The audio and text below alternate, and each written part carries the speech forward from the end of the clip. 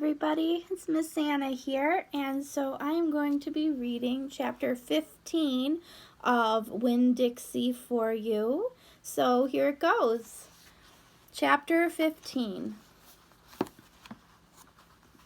The Herman W. Block Memorial Library's air conditioning unit did not work very good, and there was only one fan. And from the minute me and Winn Dixie got to the library, he hogged it all. He lay right in front of it and wagged his tail and let it blow his fur all around. Some of his fur was pretty loose and blew right off him like a dandelion puff. I wondered about him hogging the fan, and I worried about the fan blowing him bald. But Miss Franny said not to worry about either thing, that Winn Dixie could hog the fan if he wanted, and she had never in her life seen a dog made bald by a fan. Sometimes, when Miss Franny was telling a story, she would have a fit. They were small fits, and they didn't last long. But what happened was she would forget what she was saying. She would just stop and start to shake like a little leaf. And then, when that happened, Winn Dixie would get up from the fan and sit right at Miss Franny's block's side. He would sit up tall, protecting her, with his ears standing up straight on his head like soldiers. And when Miss Franny stopped shaking and started talking again, Winn Dixie would lick her hand and lie back down in front of the fan. Whenever Miss Franny had one of her fits, it reminded me of Winn Dixie in a thunderstorm. There were a lot of thunderstorms that summer, and I got real good at holding on to Winn Dixie whenever they came.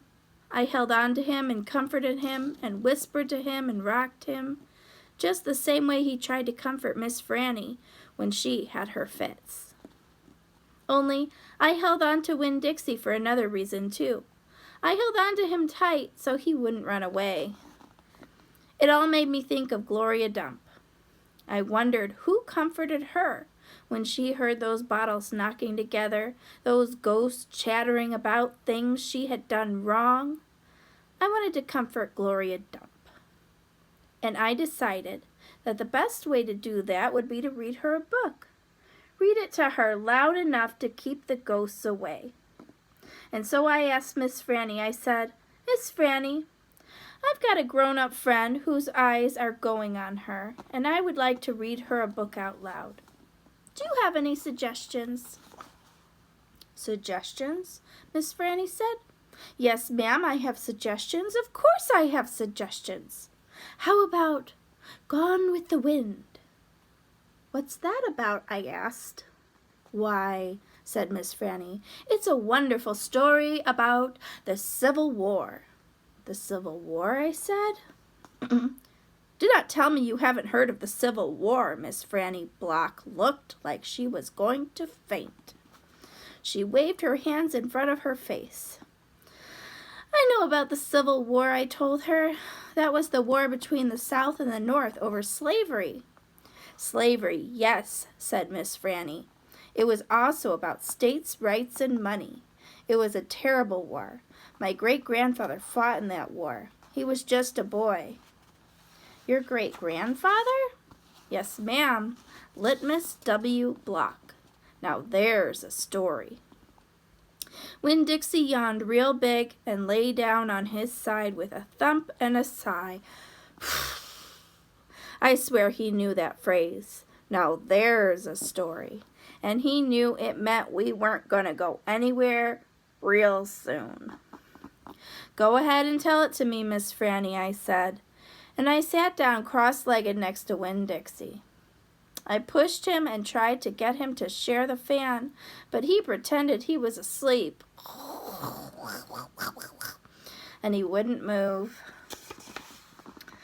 I was all settled in and ready for a good story when the door banged and pinch-faced Amanda Wilkinson came in. Winn Dixie sat up and stared at her. He tried to smile on her, but she didn't smile back, and so he lay back down. I'm ready for another book, Amanda said, slamming her book down on Miss Franny's desk. Well, said Miss Franny, maybe you wouldn't mind waiting. I am telling India Opal a story about my great-grandfather. You are, of course, more than welcome to listen. It will be just 1 minute. Amanda sighed, a really big dramatic sigh, and stared past me. She pretended like she wasn't interested, but she was, I could tell. Come sit over here, said Miss Franny. I'll stand, thank you, said Amanda. Suit yourself, Miss Franny shrugged. Now where was I? Oh, yes, litmus. Litmus W. block. All right, that's the end of chapter 15. I hope you enjoyed reading. Thank you.